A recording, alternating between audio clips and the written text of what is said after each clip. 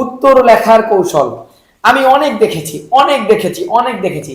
একজন ভালো স্টুডেন্টকে দেখেছি, সে এত ভালো পড়াশোনা করে প্রিপারেশন নিয়ে পরীক্ষার হলে গিয়েছে মাশাআল্লাহ, কিন্তু পরীক্ষার ফলাফলে দেখা গেল তার অবস্থাটা খুব বাজে।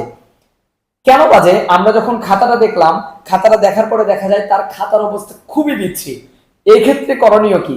খাতাটা সুন্দর করে সাজিয়ে লিখতে হবে।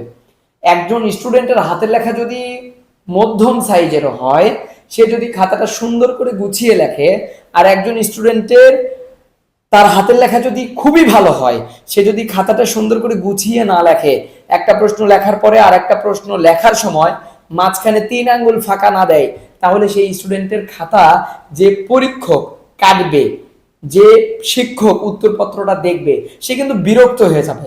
আর যার খাতাটা গোছানো থাকবে, সুন্দর করে 1 নাম্বার উত্তর লেখা থাকবে, 2 নাম্বার উত্তর লেখা থাকবে, 1 নাম্বারের যে মেইন থিমটা দেওয়া থাকবে, তারপরে একটু গ্যাপ দিয়ে মূল থিমটা দিবে, এই বিষয়গুলো কোনো স্টুডেন্ট যদি সুন্দর করে গুছিয়ে লিখতে পারে, আর কিন্তু পরীক্ষায় ভালো মার্ক পাওয়ার সময়ের ব্যাপার মাত্র। একজন শিক্ষক যখন পরীক্ষার খাতা দেখে, তখন কিন্তু সে কি করে জানো? খাতার সৌন্দর্য দেখে, তোমার খাতা কতটুকু সুন্দর এটা মনে রাখবা। তাহলে কি হলো? উত্তর লেখার কৌশল কিন্তু তোমাকে মাথা খাটাতেই হবে। এরকম হিজিবিজি করবে না।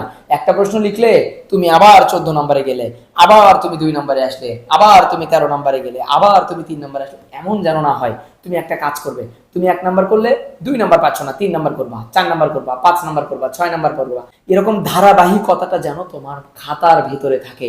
টিচার যেন খাতা হাতে নিয়েই বুঝতে পারে, বাহ, এই মেয়েটা তো চমৎকার মেধাবী, এই ছেলেটা তো চমৎকার মেধাবী, মার্ক দিয়ে দিই।